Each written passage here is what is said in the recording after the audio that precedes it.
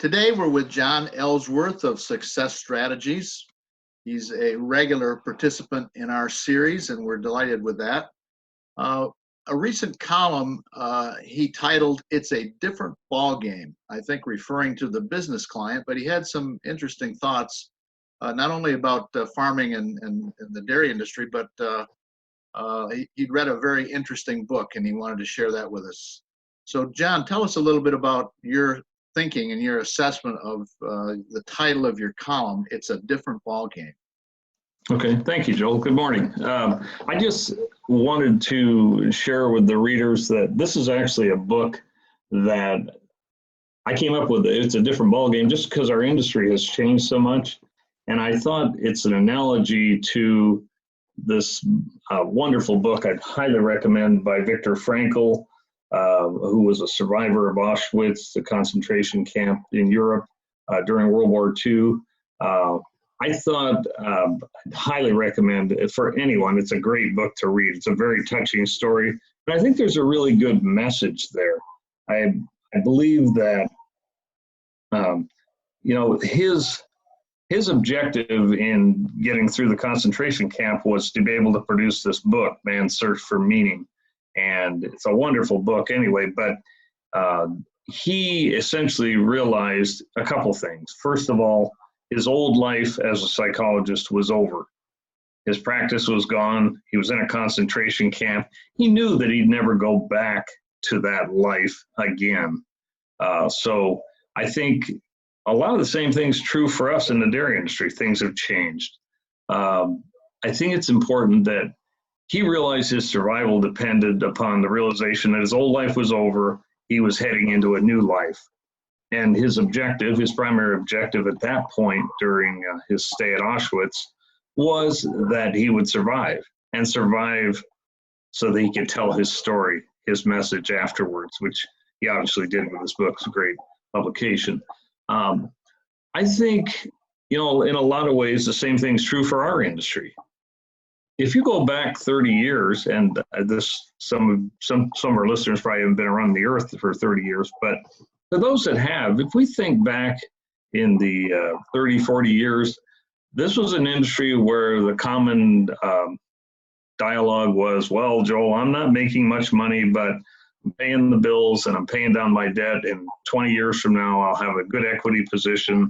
I can pass this on to the next generation. And I'm not saying you can't still do that, but I think the reality is that our industry is a lot more challenging than it used to be in so many things. So I think a starting point for a lot of producers is to realize that what I call the old game in our industry is over, and we're on to a new game. And it's a new game where we're being regulated more closely, more heavily perhaps, on the environmental side and a couple other fronts. Our lenders, and rightfully so, are concerned about getting their money back, which any dairy producer the last 4 years, the pressure they've been under financially, can understand. Our vendors, same thing. The vendors want to be paid. They want to provide a fabulous service, and most of them do, of course. But the reality is, it's been a little more difficult getting paid. And I'm not blaming the dairyman. It's certainly not his or her fault. But it's a reality that we've got to fine tune, because our industry has changed so much. We got to fine tune things and somehow find a way to boost our odds for success. Well, John, with that in mind, and I think most of our listeners can certainly, and viewers can certainly understand Sure. what we've been going through here these past recent years. What are the implications for the actual running of a dairy farm business? What are some of the things that you're helping your clients with to relate to this new situation? Very good question. Thank you. I think most importantly, what I've really tried to get clients to do, and I think we've been pretty successful at this, is to get them to focus on not just goals and objectives, but create a plan. And we'll get into more detail, but I think it might help a little bit if I talk about clients that I work with. I essentially have 3 types of clients. I have clients that have made a full transition out of the dairy industry into things like either wine grapes or almonds in the state of California. I have a second group that are still 100% dairy focused. That's their entire business. But the things we've tried to implement with them, things have changed a lot, and we're trying to come up with greater efficiencies in their operation. We're trying to come up with better systems, and cost controls, of course, are critical because it ties right into their cash management.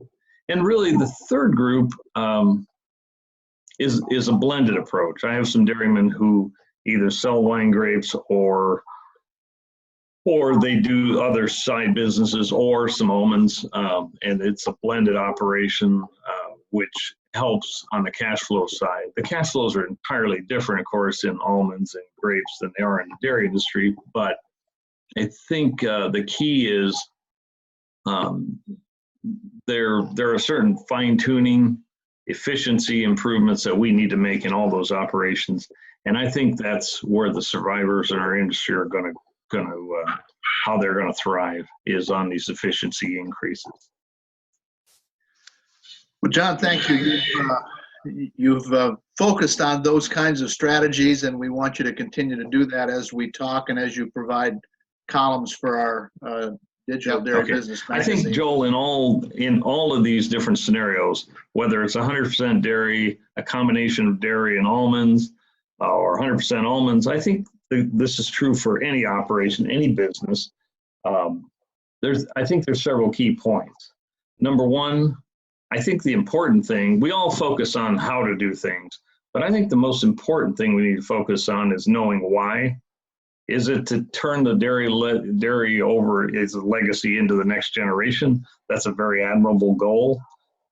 That's important. But I think it's knowing your why. If you know your why you're doing something, why I'm in the dairy industry, why I'm in the grape industry, why I'm in the consulting industry, I think when you know your why, the how becomes so much easier. It's not necessarily easy to do, but it's easier to come up with the ideas that you need to focus on reaching your ultimate objective. And that's point number two. You got to know where you want to go. What's your end point? And there's a Chinese proverb that I just love this. It's pretty neat, I think. And there are three rules that we need to follow according to this Chinese proverb. Number one, we need to know the rules of the game. I think you'll agree that's good for any of us in any business. Number two, we need to know what's at stake. And number three, we need to know when the game ends. And so same thing with your endpoint, defining the endpoint you want to get to. And then I think the third point that I'd like to add is that we need to recognize that there's obstacles everywhere. And anybody that's ever had challenges in the dairy industry, or any industry for that matter, needs to recognize that they're a way of life. They're a fact of life. We all get challenges. I get them in my business. You get them in yours. We all have challenges. But the key is to identify them and learn how to overcome them. So again, if you know your why, if you know what the end point is that you're trying to get to, and number three, if we recognize the obstacles and then set a course to overcome them, whether it's going back to those efficiencies we talked about earlier or coming up with new ideas, to me, that's the exciting part of business. And I think if you follow those three rules as a dairyman, you'll have much greater chance of success, because as we said earlier, this industry has changed. It's a different world, and it's not a bad world. It's just a different world, and we need to recognize that and overcome those challenges. Well, John, thank you very much for sharing these thoughts.